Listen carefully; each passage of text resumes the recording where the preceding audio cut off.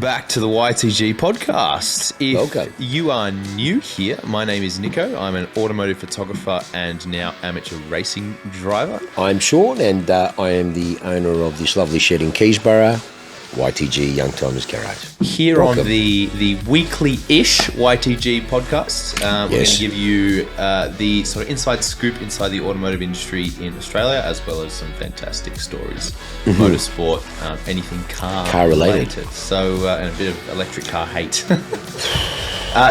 Join us on another episode, and we hope you enjoy. Welcome back. It's been a while. Happy to 2024. Yeah. We are back. Fuck, Excuse my froggy voice. I've lost my voice. Kids get sick at daycare and just takes over the whole household. So, lots of crazy things have happened over the last couple of weeks. We were meant to record a couple of weeks ago, and then Sean busted his arm and killed it's still himself. not 100%. Still not 100%, but it's an old sporting injury and a rip, sort of half. Anyways, it's fucked, but it's come good. He's recovering. He's an I'm old man. recovering. I should be in a sling, but anyways, it's all good. If my chiro's watching, so we've had a lot on and shit outside our control, but off we go. Plenty to talk about. Yeah, 100%. Plenty to talk about. Jesus, where do we even start? So much has happened. I guess we quickly tell the story where you took the YTG boys down to Winton to drive the Hyper Race, which was pretty cool. Sean couldn't drive because he busted his shoulder. Spewing, so I just watched Stephen, my brother, get in and enjoy it, and I just watched from the sidelines, very disappointingly. But no, enjoying it. But he had a ball, and like I said, the whole plan was for us to knock up that this is what we want to do, and then so I'm hoping maybe we can get out in a couple of weeks or something or other. I begged the doctor, and he says no, you can't. So I had to go on the sim the night before, just to know. I was like, and I played Nürburgring, so I thought there's fucking plenty of movement in that. I was with the force feed, because you get the and then just turn, and it was painful. So just certain restrictions, but watching Stevie go around, he actually picked it up okay. He did? Yeah, it was good. He enjoyed it, loved it, fucking loved it. You can see his face, he loved it. So thank you to, both you and Rob, mate. That was good for you guys to allow that to happen. So, Stevie's got the bug, and, place an order over the next week or two. So, and then hopefully I'll get a chance to get out. I know I'm going to love it, but I still want to just get out there and enjoy it. So, experience it. But, that was grouse. We had good fun there. They had good fun. Captain was out there as well. Yeah, Rusty French was out there as well. It was cool to get the picture of Rusty standing next to the car with Steve wearing my helmet with the golden French on it. That was fucking gold. Yeah, very cool. Very, very, very retro period French. It looked good. Yeah, so he was good up there. Jazzy was going around in the 86, and it wasn't actually a bad day. There was a few different cars out there. It was good. Yeah, no, they do. That was track school, track days. They do good days. Yeah. The problem with them is there's so many cars. That was the thing. There's a lot going on. And the driver's briefing, man, 45 minutes. That was pretty literally 45-minute driver's briefing. I mean, I get it. They're newbies. There's a lot to learn. But, man, 45 minutes, you've forgotten the first 25 minutes by the end of it. Like, my God. Mate, let's get out there. Yeah, literally, yep. That was good. But no, we had a ball. So, it was good. Man. So, something pretty crazy has happened over in Europe. They have started the plans to mandate black boxes in all cars. Oh, that's that thing, which I don't know about that. It's Big Brother, isn't it? 100% it is. So it'd be interesting to see what you guys think about this, because for those who don't know, black box basically records all of your inputs and the car's telemetry, so speed, GPS, or whatever the car has available. It records it effectively so that you can look back on it. Police can use that information to help determine what happened in a crash or an accident, or more importantly, insurance claims.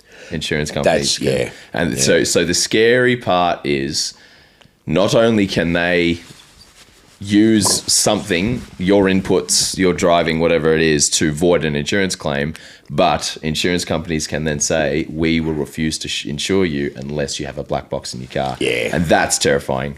That is properly terrifying. I mean, I suppose, people could say, well, it's good, there's good and bad in both of that, because, I suppose is it curbed at the younger drivers to pull their heads in? Maybe is it for because they deem it that why is it still up? Up 20. Most of these cars you can't drive under 30. Most of this stuff, you know what I mean? Is it mainly targeted so they can't go? Well, we can't specifically target them, so let's just fucking put it for everyone. Yeah, it's a tough one. I think that's horseshit. It's a tough one. It's horseshit. Yeah, as long as they don't backtrack it, because I'm not interested in new cars anyway that are coming out. So as long as they don't say all vehicles on the road have to have them, because but that's a lot of fucking around, man. A lot, yeah, huge. So again, just another bureaucratic bullshit. Save the trees and fucking whale crap. I don't even run a dash how cam. the fucking. I mean, because you would say maybe if you put a dash cam more so than the black box. To me, a black box has it got satellite control? Can they? No, you can't control the car. That's okay. That's different. Can't control the car. Okay, because I wasn't sure whether or not it was like. No, it's just one of those things where just data receiver recording. I crashed on the Reefton Spur, and the insurance grabs the box, and they go, "Oh, well, you were speeding here. You were clearly driving fast. Void your claim." And this stuff like that. It's tough. It's tough. And and the scary thing is the police. Obviously, if you have an accident, the police have to come to the scene. They just grab that data, and all of a sudden, the last however long period of time they're allowed to access the data from, they have full evidence. I was going to say, how long would that data hold? Like, like cameras, video cameras, that they might store up to 2 weeks. I mean, what is that? Who knows? Because there's a whole bunch of privacy problems with that. I mean, a flight box recorder only records every 30 minutes. It keeps recording. Yeah, it's an interesting one. I don't, and there's a lot of questions around how they would make that work because there's a whole bunch of privacy issues. But yeah, imagine having a perfectly innocent crash, having the police take your black box data, and then getting 6 fines in the mail for every time you broke the speed limit by 3 k's an hour for the last 2 weeks. How much would that suck? No, so yeah, I don't know how that would all work. They got to pay for the debt somehow. Yeah, it's terrifying, isn't it?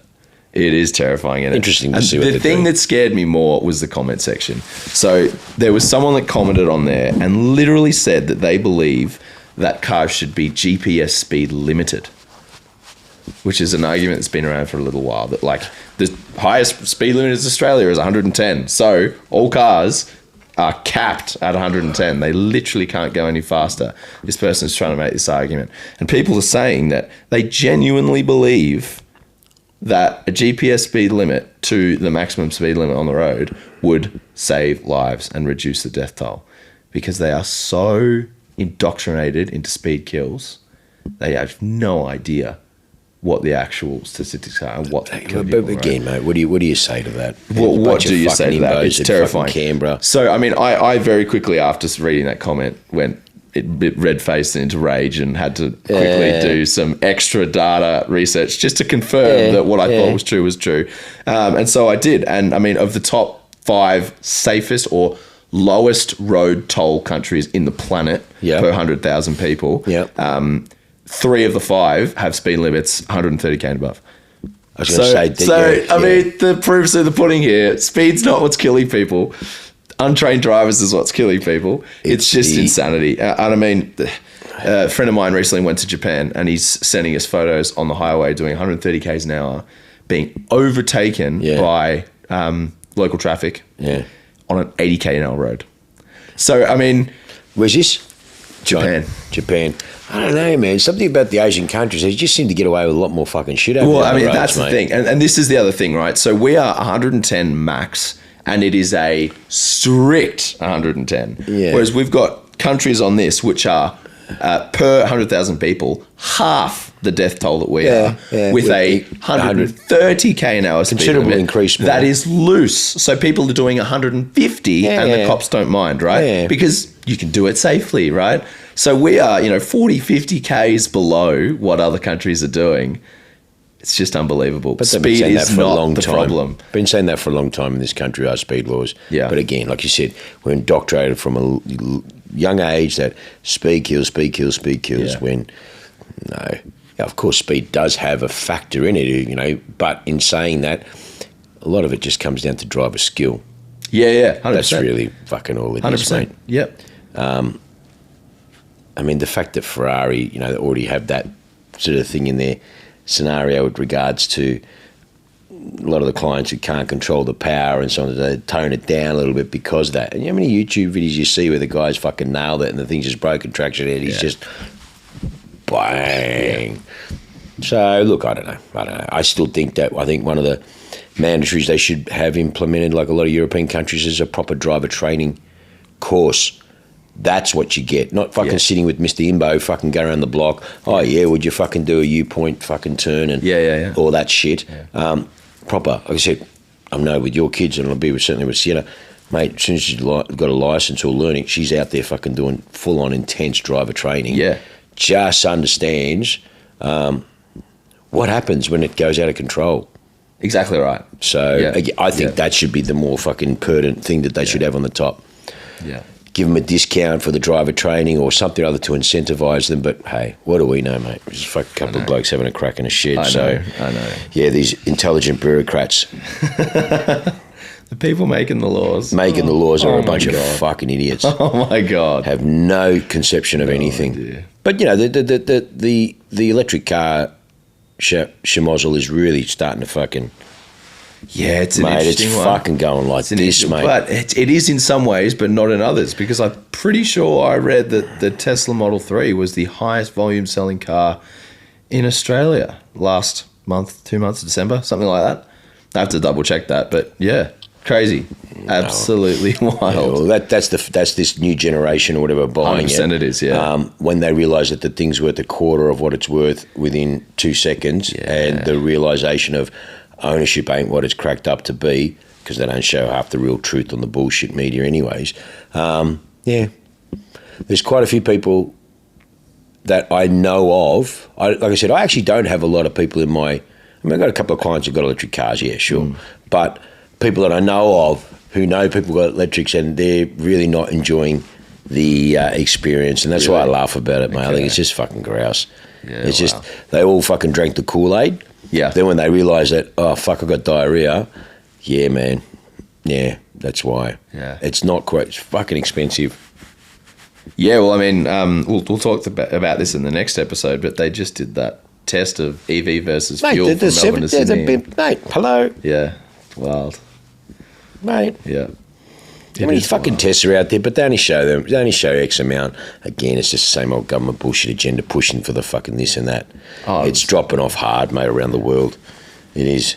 You listen to, especially Ford pulling out all the money in the EV. Hertz now just fucking, or budget, handing back their EV fleet. Really? Hertz are just tending to be like, whatever it is in America, 20,000 cars, or I don't know, just correct me, whatever it is. They've just said, nah, this ain't fucking working, mate. So they've just dumping more. Yeah. Okay, so what are they going to be worth? Nothing. And yeah, it's really interesting to see that. That was a big thing, mate. They said, no, we're fucking over this. We're getting rid of them all. Wow. Big, yeah. Like I said, check the numbers. It was crazy. Depreciation. Mate, they got no depreciate. They got no resale. I mean, I saw that when they first came out. Like I said, you know, in Duttonsby, back when those fucking first stupid things with the fucking doors opening, stupid shit thing, looked like a fucking toaster. And I was just shocked at how bad the resale was. Yeah. I couldn't, mate, we had to keep the bastard because no one wanted it. Yeah. And that's got nothing to do with Tesla. That's just got to do with EV cars. Yeah. Have a look what a hybrid Lexus, the old hybrid Lexuses are worth. They're worth nothing. Yeah.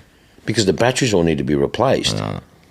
So they're worth nothing. Even P1s had the same problem. Hey? Even P1s had the same problem. Fucking oath. P1s, Ferraris 918s, they're 10 years old now. It's unbelievable. They still feel like brand new cars to me. And the batteries we got getting to that. Hundreds of thousands. That 10-year mark, and all these P1s now have 10-year-old batteries in them. And guess what? Most of them have done fuck all. Oh, 100%. So they've done nothing. Yeah. And then you're like... It's hilarious, isn't it? I said this ages ago, but hey, I said, mate, what's it going to be like when the fucking things need to be replaced? Yeah, brutal. And I mean, that's a market where people can afford to do it. Yeah, man, but still, mate, I don't give a fuck. You know what I mean? It doesn't matter how wealthy you are when you go, hang on, I have to do what? To what? Because of what? Yeah. But I've only done that. Yeah. Really? Don't matter how much money you got. That's just fucking stupid. Yeah, you just go, really? Well, that's not very sustainable. That's stupid. What are you going to do with the battery? well, that's really biodegradable, isn't it?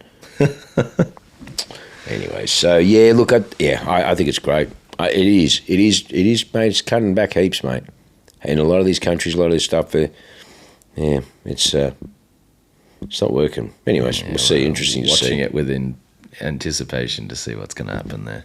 Mate, it's a constant variable that's there, and like I said, more and more and more. Mate, you see the fucking snow, mate? All the cars are fucking frozen. They couldn't get in the fucking cars. I saw that, yeah. They couldn't get in the cars. Yeah. They're frozen. When the chargers weren't working, it was so like cold. Fucking opening the door in your freezer. Yeah. Yeah, that was an interesting one.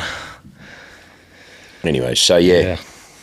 Let's see. Yeah. Let's see. Yeah. Well, speaking of supercars and Ferrari, Lewis Hamilton. That's news that's dropped this week. What do you think about Lewis Hamilton? Fuck, mate. My phone fucking melted. I'm not surprised. Fucking hell, mate. I actually when I first saw it, I went, oh, is this some bullshit? I don't know, it was fucking 1 o'clock in the morning or something. I got a feed and I'm like, huh?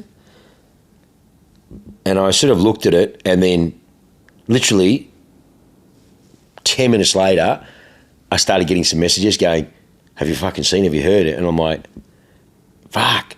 And I had some mates or clients overseas that sent me messages. So like that time it's sort of like I'm going, fuck, this is real. Yeah. I think it's fucking grouse. Yeah. I love it. I'm sure you don't like Ferrari. No, I love Ferrari. I always love Ferrari. I don't like Ferrari, the arrogance of the brand. Yeah. Yeah. I love fucking Ferrari. Ferrari's my fucking, was Ferrari, then I was into McLaren, and then obviously Mercedes. Yeah. And, I mean, ironically, look at my wall. It's 3 Ferrari drivers. Technically, I've got Ferrari, Mercedes, McLaren. Yeah. Well, how long ago we did the wall? 3 years ago. Lewis never raced for Ferrari. Lewis has raced for McLaren, Mercedes, and now Ferrari. Wow, that's awesome. So of all the fucking, I mean, because I did that, people go, why'd you do that? So there you go. My favourite 3 car brands that I followed from a young kid, it was obviously Ferrari at the start because there was no Mercedes, and McLaren, I wasn't, sure. It was Ferrari, red, young kid, that's what you love. And then as I got older, and then I really liked McLaren and started following McLaren. It was always McLaren and Mercedes. McLaren and Ferrari. And then obviously, who's this fucking new kid? And then watching this new kid and then, fuck, McLaren. And then just how it just went. So for me, and again, this has happened a couple of times when, it's been a couple of times where he's had the opportunity to possibly go, but, he's chosen to stay. I think it is just fucking awesome. I think it's awesome, Does that make me not love Mercedes and AMG? No, man, I fucking love AMG. Nothing's going to change. I'm not a fan of the big new stuff. I never have been. But, no, I'll still fucking love Mercedes. But, mate, it's grouse. Am I going to switch camps? No, I never switch camps. Mercedes was there with Lewis. Ferrari was there with whoever they had. You know what I mean? I think they should have kept Sainz, personally, than Leclerc. Really? Yeah. That's a big call. Mate. He's the only fucking guy that's fucking won a race against Red Bull. Wow. Leclerc's good, but he keeps fucking up. He's not consistent, yeah. That's what I mean. He keeps fucking up, mate. Yeah. Oh, and he's fucking in free. Oh, it's all the car. Dickhead. Yeah.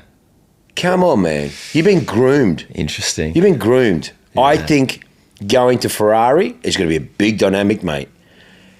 Ferrari, did you see, as soon as it got announced, their share price increased 17%? So that... I mean, that shows you the strength of that partnership. And you know that he left, he's gone for 15 million euro or whatever the fuck it is, pounds, a year less. Than at Mercedes? Wow. That's where I was going, he's fucking, Yeah. But he's gone for less money. So he's gone for less money. What does that say to you? The stock price was 2 in 1 because Ferrari also, the same as the announcement for Lewis dropped, their yearly statements were released. Oh, mate, they're making a fucking fortune. You're exactly right. They're making a fortune. But then you've just added the most winning driver with the most winning team. Lewis is the most winning driver in all stats. Yeah. Fuck Verstappen. And as much as he's the best. Fuck off, he's the best. Fuck, mate. You know what I mean? Like, it's their turn now. It's Red Bull's turn now. It was Mercedes' turn then. Yeah. Before that, Red Bull before that again with Vettel. I mean, like, come on, mate. You got to fucking call it as you see it, mate. You know what I mean? Same as everybody, fucking Lewis in the Mercedes. I put in another fucking driver. Well, put another fucking driver in Red Bull. Yeah, no one else Come on, can same drive shit, the Red mate. Bull, yeah. Go put another driver. You put a Lewis or you put fucking a Carl. You put the right driver in a Red Bull, I reckon he'd go fucking head to head. Just like every country, you put the right driver next to Lewis. Well, yeah, it would. You got the best car. The best driver ends up with the best car. That's the history of fucking Formula One. Yeah. Anyone fucking says anything different, you're not fucking watching it unless you're just a Netflix fucking ringing. So you don't understand it.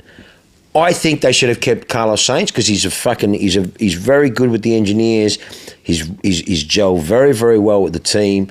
I think he had a better head on his shoulder. I believe they should have kept Carlos. That's my humble opinion. Wow. But they've signed him up for fucking Leclerc for what? Fucking ages. Ages, okay? Yeah. So, prodigal son. But then think about it. He'll be shitting himself. Everyone's saying the dynamics change. The fact that, Ferrari are already going to make a good announcement for their profit anyways because it's such a profitable company. I mean, it's just a powerhouse, okay? So that was always going to be good. But throw that in. Come on, mate. The JV, the marketing opportunities that are going to happen. Yeah. Mate, I'm looking at all the fan bases and everyone is, nearly every single person you see is switching. Yeah, right. Okay? Nearly every single person is going, well, we're going to go to the red team now. Obviously, Lewis is going there. Yeah. I'm a Lewis supporter. Yeah. A couple of people go, I'm going to stay with Mercedes. Whereas I'll still support Mercedes, but no. You'll see me in fucking red Ferrari. Yeah. Of course you will. Of course you will. Yeah. I've got fucking red Ferrari shit now. Yeah. But he doesn't race for Ferrari, so it's it's Mercedes. So for me, no, I love it. I had a few mates who are diehard like me, but they fucking didn't like it. And I just think, no, I think it's fucking grouse. Even when he had an opportunity, when there was an opportunity for him to go a couple of years ago, and I'm blessed to know some people that in that camp and sort of said, mate, there's a fucking big chance he's going to go. And Mercedes, Toto, did their thing, tucked it back in, whatever. But I just think he's gone. Yeah. No. I think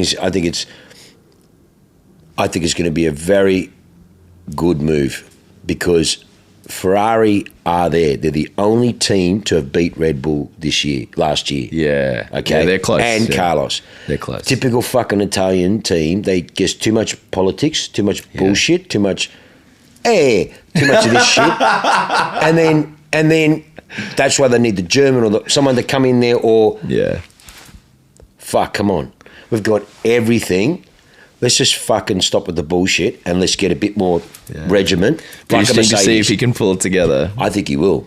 It'll be interesting. There's no fucking way that anyone's going to push back with Lewis. They are fucking fools if they do. Yeah. You're fucking fools if you do, mate. Yeah. Because you're getting the most gifted, talented, accomplished driver to come on board with that skill set from such a winning, strong, disciplined team. Yeah. You're going to indoctrinate that. It's Ferrari's turn now. It is Ferrari's turn. I believe cool to see. I believe it's Ferrari's turn. Yeah. When was the last time they won a fucking championship? It was 07 with fucking Raikkonen. Yeah. By 1 point, he beat Lewis. 1 point. Yeah. And that because he fucked up and went in the kitty litter in China. Otherwise, he won the championship. Yeah. And that fucking idiot from Massa's now fucking trying to take legal action. Oh, how crazy is that? Shut up. Yeah. Shut up. Well, that means fucking we go and fucking sue Massa. Fucking Massey. Yeah. That fucking idiot. Yeah. You know what I mean? Or fucking then we go back to Abu Dhabi. Well, then, mate, fucking there's a legal fucking shit fucking show there, isn't it? You know what I mean? Lewis took over Timo Glock on that last lap as he meant to get up that points, mate. I fucking know every fucking inch of his history. Yeah. So they're all fucking, mate, it ain't over till the fucking flag drops, motherfucker. That's it. And then see, they're like, Yeah. I watch him like, that was Lewis at 21. But he won it, mate. He won it. A fucking fizzy drink fucking robbed it. My that fucking God. imposter Massey. Anyways, so I think it's fantastic. I'm looking forward to it. There was rumours that maybe he might even go this year, and I'm like, nah, that ain't going to happen. Mercedes, no, he wouldn't do that. He wouldn't be that disrespectful. He will see the year out. Yeah. It will be a fucking fairy tale if they could win the championship, but that won't happen. This car's done. He made the move, McLaren, the 1 year before the rules changed with Mercedes. It's virtually the same sort of thing he's doing now with Ferrari. Right. I believe Ferrari, this is their time. And I just think Leclerc will be the goats here. Yeah. We're going to listen. 100%. You're going to learn. Lewis is, this will be his final run. Oh, for sure. Okay. He's got 2 years at Ferrari 2 years and he's with done. an option for 2 more. Yeah, So technically 2 4 years and he's done. Yeah. Yep. I believe there's a good chance he could, if the Ferrari continue with their trajectory and they're going, I think with him in the seat, I think there's a good chance they could win. I really believe. Can you imagine the pandemonium if he won an Forget A it, mate. with Forget Ferrari? it. It's just forget it. Oh, my forget God. it. And I think apart from Fangio, no one's ever done that. Fangio's won championships in multiple cars, brands. No one else has done it that I'm aware of. Yeah. I mean, Michael was Benetton and Ferrari. That's it. So, Vettel was only Red Bull. Only Red Bull. Yeah. Senna was only McLaren. Yeah. So Yeah. Did Schumacher won his Schumacher first Benetton with Benetton? and Because then actually we're trying to Ferrari. sell that at the moment anyway. So it's off the record. So anyway, so That's it. It's not like this is going to go out publicly. Anyway, so that car and obviously the Ferrari, yeah. So that was it, bro. I don't think of anyone else apart from Fangio that's done it in a couple of different cars. Well, speaking of Fangio, I've got a story. So I was on the phone with John Crook, Yeah. founder of Hyper Racer, for you lovely audience, last night. And we were just chatting, talking some stuff. He was telling me stories. And I had no idea. In 1986, he won the Formula 2 championship. One of the things that he got for winning the Formula 2 championship was to drive at the Adelaide Grand Prix in 1986 in parade laps, demonstration laps in his Formula 2 car. On track, parade laps in his Formula 2 car alongside Fangio in the 300 SLR. The SLR that we were talking about in the previous episode, the £126 million car. Yeah. He was on track with Fangio 4 meters away from that car in his Formula 2. How insane is that? That's pretty cool. That goes hard. He needs to write a pretty book, cool. that man. That's pretty cool. That is pretty hectic. That's pretty hectic. Yeah. Yeah. Look, I just think it's. I think it's been very positively received. Very positively received. What has? Lewis jumping ship going to. Yeah, it has. Been very positive. I can't wait. Actually, people have been saying, well, this is probably good because you've got everyone's pretty much signed up for multiple years. So there's not much fucking movement in the camp. No, yeah. And he's used this, like, I was a bit shocked because, I mean, he's used an exit clause to get himself out, which is not silly. They were obviously fucking shocked, but, mate. Look, he's a Formula 1 driver. He's had an amazing career and he wants to tick the red car box. Just let him go. Let him do it. It's not everyone gets picked to go there. They've tried 3 times. Yeah. Okay. He's got a good relationship with fucking, what's his name? Fucking the new... the new team principal. Yeah. The guy that replaced Bonotto. Yeah. Oh, fuck. I can... Vassa. From HRT days when he was in like... Oh, so right, okay. He's known Lewis. So there's a good relationship there. So... And they love him, mate. The Italians love him. And he fucking... It's a good... It's going to be awesome, mate. It's going to be fucking massive for Ferrari. Fuck. Oh, as if their brand wasn't valuable enough. I was going to say, you watch the way that market... Honestly. Oh, mate. The market's going to be... Nothing's going to come fucking close to it. Yeah, it's going to be Nothing. Yeah. Nothing's going to come close to it. Not even Mercedes or Red Bull. No one is going to come close to this marketing juggernaut that's going to be Lewis Hamilton with the 44 on that Ferrari. Oh, mate. Forget it. The amount of fucking sponsors and it's going to be fucking insane. Yeah. It's going to be insane. It's going to drag a lot more people to the brand, shitloads more to the brand that probably wouldn't have gone there. Melbourne 2025 is going to be a sea. Mate, of well, red. I'm looking forward to this year because this year, because I organised the tickets, not that fucking loser Jack the Hack.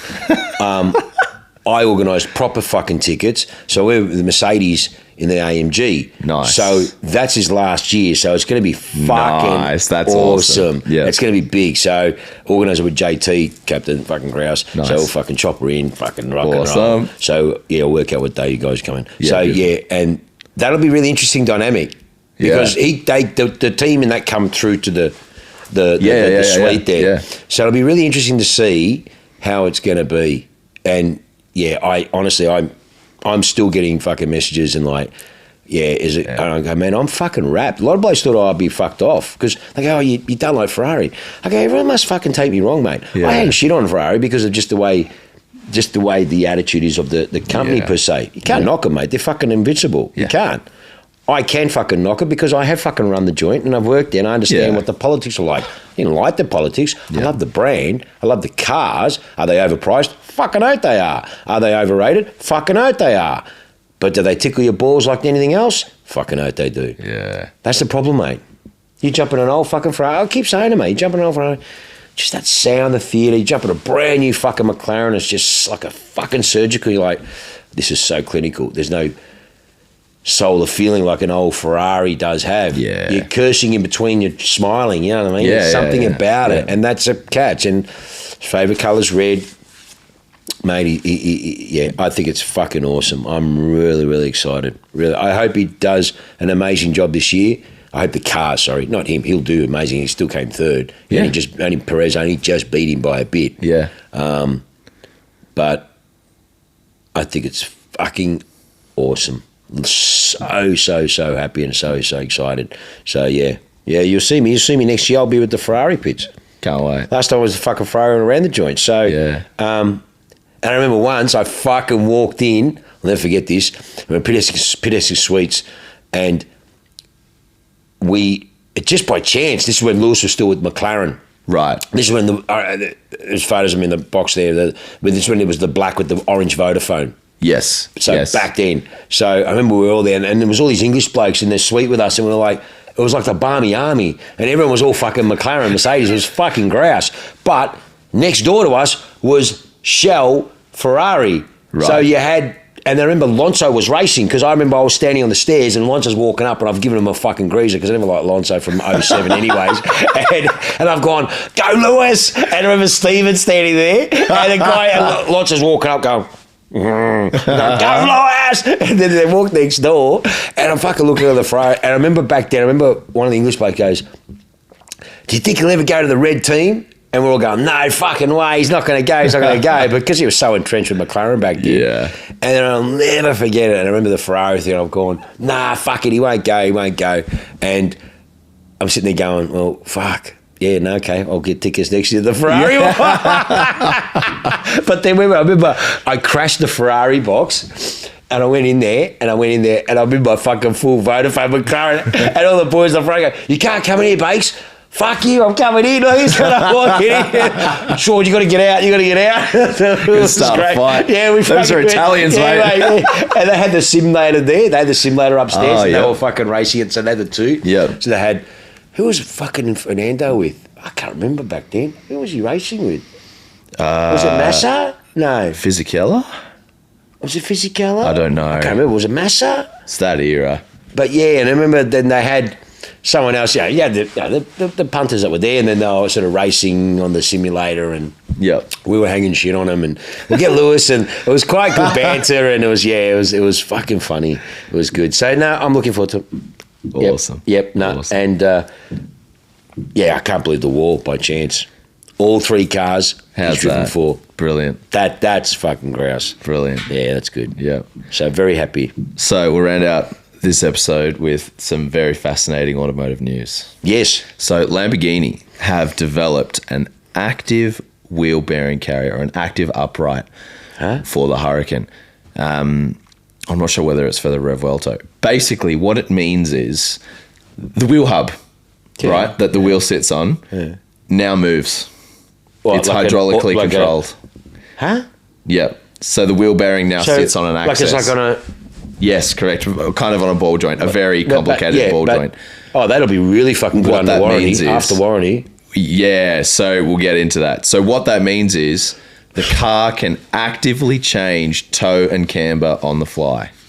hang on, does it want to be a fucking sports car or does it want to be a fucking four-wheel drive? This is the problem with these fucking sports SUVs. They're fucking schizophrenic. They don't know what they want to be. Yeah. Well, I mean, so let's dive into it because it's a really interesting one. So supercars walk this really fine line because road cars and race cars are set up radically different. And even what you would need to do to a Hurricane or a 488 to make it good for something like Phillip Island would make it horrific to drive on the road.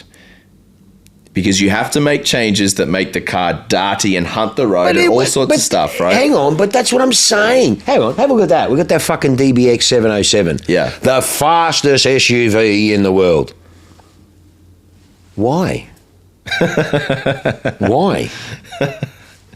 Buy a fucking Virage or buy a fucking buy a V12 fucking Superleggera. Yeah, right. Yeah, it's a proper DB11 Superleggera. That's one of the most beautiful.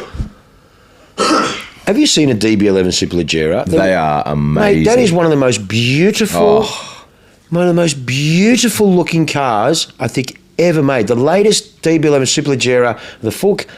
What a stunning car! It's beautiful. And I mean, I don't know what's that. What are they worth? Fucking 600, 650? I don't know. 6, 7, depending on spec. Well, we're going to fucking ask 500 or something for that. Whatever the fuck we're going to ask. I don't know, man. I don't understand them. It's like car dealers don't get any more honest than this. Mate, I fucking say to where it is, mate. Mate, I mean, hang on. Mate, if I go to the fucking trade tomorrow, I know the cars that I would buy for myself. Yeah. I buy cars that people like. Do I see the value in them? I don't see the value in them, but people like them. Like a G-Wagon. I buy a G-Wagon. Yeah. I think they're the most fucking overpriced agricultural fucking thing out there, but every prick loves them. Yeah. I'll buy them for that. Would I drive one? No. I bought the DBX because it's fucking... Mate, they're cool. It's different. Would I buy one? No, I wouldn't buy a fast SUV. That's not my thing. I just buy a Range Rover. To me, the best fucking SUV is a Range Rover. Yeah. If I buy one, I'll buy a Range Rover Vogue. I'm done. That's it, man. Yeah. That's it. That makes no sense. The fucking Urus makes no sense. The Pathang makes no sense. Yeah, $1 million. It's crazy. It's crazy. People buy it. People buy it. Oh, of course there is, mate. Someone fucking makes like pricks go to fucking opening of an envelope. Yeah. Of course there'll be someone there for fucking something. Yeah. There'll be some new money. I'll just buy it because it's the latest thing and I should have it. Yeah. They won't be going back. Oh, man, it's wild. I don't know, man. So you look what you're just talking about. This complicated system for a SUV. No, for a supercar. No. Oh, did you say the Urus is getting that system on it? I'm actually not sure. I think it's for the Revuelto. They were testing it in the Hurricane. So it is for the supercar. I was going to say, I mean, it's already complicated. No doubt they will put it in the SUVs as well, without a doubt. Yeah, so it's...